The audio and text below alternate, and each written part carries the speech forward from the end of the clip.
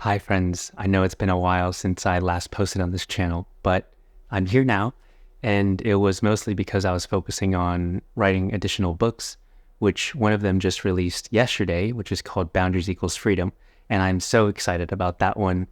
And it is my second nonfiction book.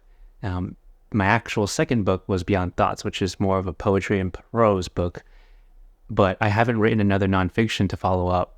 Don't believe everything you think. And I didn't know if I actually could because there was just so much love and appreciation for it that I had no idea what else to write because I thought I had written everything that I knew and possibly could articulate in the best way I can, in the best way I could. So, but eventually something came out and I really enjoy this book because it's a very tangible, I would say, framework or a way of actually implementing a little bit more concretely a lot of the topics that are discussed within Don't Believe Everything You Think. So boundaries are, for me, a way that I kind of exercise non-thinking actively and to more so reduce the amount of thinking that I have within my life. If you guys have followed my work, you kind of understand that thinking is the root cause of psychological and emotional suffering. The more that we think, the more that we suffer. The less that we think, the less that we suffer. It's quite simple, and it sounds almost too simple until you really question some of these things that we're doing in our lives. Like, how much has overthinking actually helped us? And how do we feel when we are overthinking or thinking too much? And how do we feel when we're not thinking at all?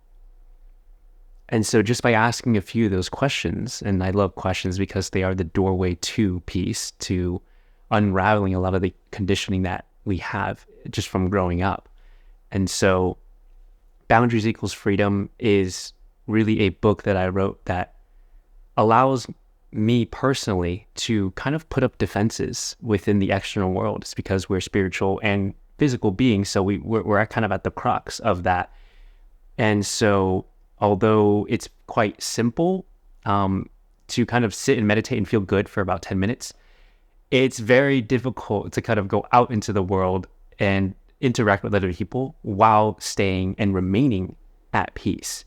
So to me, what boundaries allows us to do is to kind of mitigate a lot of the thinking that goes on. One of the things I struggled with personally with boundaries was how to actually create them and not feel guilty about kind of holding them and enforcing them. So that was probably the biggest struggle. And I think a lot of people are struggling with that as well, because when we put up boundaries, we're essentially saying no to other people. And if you grow up as a people pleaser, as someone who really wants and needs approval from other people, then saying no is probably one of the most difficult things you can do. But the more that we say yes to other people, especially when it comes to doing things that don't necessarily align with us, then the more we say yes to others, the more we're saying no to ourselves. And it becomes very difficult to navigate life and to live abundantly, full of peace, love, and joy if we're depleting our own resources or don't have any more resources left. And that's why we spiral and constantly feel tired, exhausted, like we're not good enough, like we're not doing enough, and just not feeling great. And we tend to, when we start going down that spiral, we really start to feel empty inside. And it's because we're not saying yes to ourselves. And a lot of times when we're interacting with other people, when we say yes to ourselves, we have to say no to other people. For example, if we're too tired to go out with somebody or to have dinner or to talk to our parents or whatever it is, and we say yes to them, then when we really need to be resting, then that is when we're denying ourselves and we're not able to fill up our own cup. And so we're always pouring from an empty cup, or always running our car and our engine without any gas in the tank. And that just does not end well for us. And that's kind of why we implode or kind of hit rock bottom, so to speak. So that's why I wrote the book. So if you would like to order it, it's on Amazon right now for a discount. I think it's about $8.99. uh, at this moment. It's going to go up in price later on, but I wanted to make it as accessible as possible in the beginning, and hopefully it will organically spread over time. So that's the majority of what I wanted to share today, and a little bit about boundaries, and to just make an appearance again, and to kind of tell you guys that I'll be actively trying to post a little bit more. And I'd actually love to know what other topics you would like me to kind of discuss, talk about. I do want this channel to be a lot more candid and more exploratory than anything else. I don't always want to come into a video with a specific plan or something that's too formalized. And I want it to be a lot more raw and organic in the moment. So that's what I'm going to try to do, and to show up as authentically as I possibly can, and to just be a vessel as much as possible for whatever you may need and whatever I may need in this moment. These videos are just as much for me as it is for you, and I always enjoy making them. And although I'm an author, I, for some reason, and also quite an introvert, I, for some reason, really do enjoy making these videos.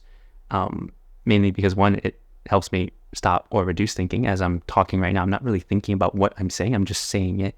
So, and that's how we feel when we're in flow, when we're connected, with ourselves, and when we're almost, the ego is almost absent or completely absent. And when the ego is not there anymore and we're not really thinking, that's when our true selves, our authentic selves, the full expression of ourselves can actually come forward.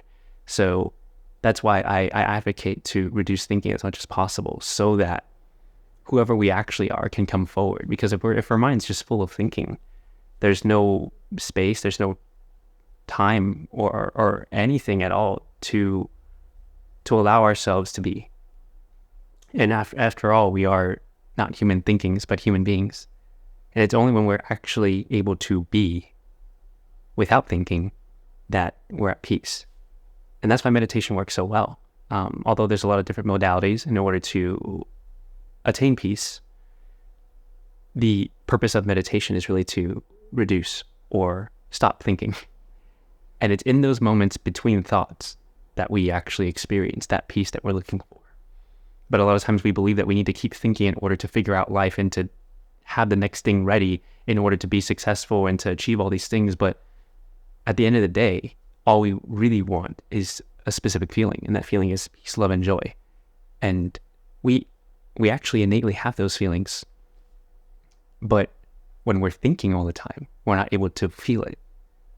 And there's a difference between thinking about peace and actually being at peace, or thinking about whatever it is we want, right? Let's say it's an external thing like money or success or social status, all those things we think we want. But once we attain it, all we really actually want is just to feel enough, to feel like us, to not feel like we have to be anyone or anything to feel that love that we already are. And so that's why babies are so happy. They don't really have that much thinking going on, if anything at all. It's just they're being.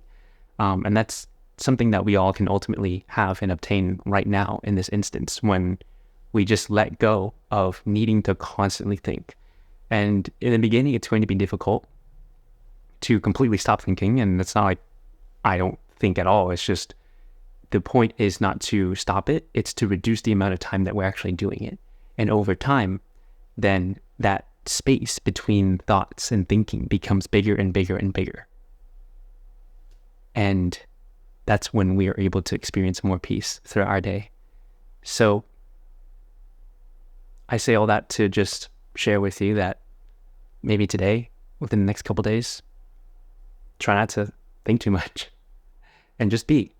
Just see how far you can navigate life without constantly overthinking everything, to just bring your true self without worrying about what other people are going to think of you, worrying what our parents are going to think, constantly trying to plan and strategize and always have the next thing already planned out, and to just see what comes up in the present, and whatever shows up, you kind of are there for it, and you're actually present, and you're able to bring your full authentic self. So see if you can give up or let go of thinking for the next day or so, and see how you feel, and see if your life actually blows up and implodes like your thinking thinks it will. And I can kind of assure you that everything's going to be okay when you let go of it, and you're going to be able to enjoy your life a lot more when you're not constantly stressing yourself out by thinking too much. So that's all I have to share today. Thank you so much for being here with me and not thinking too much. So thank you again.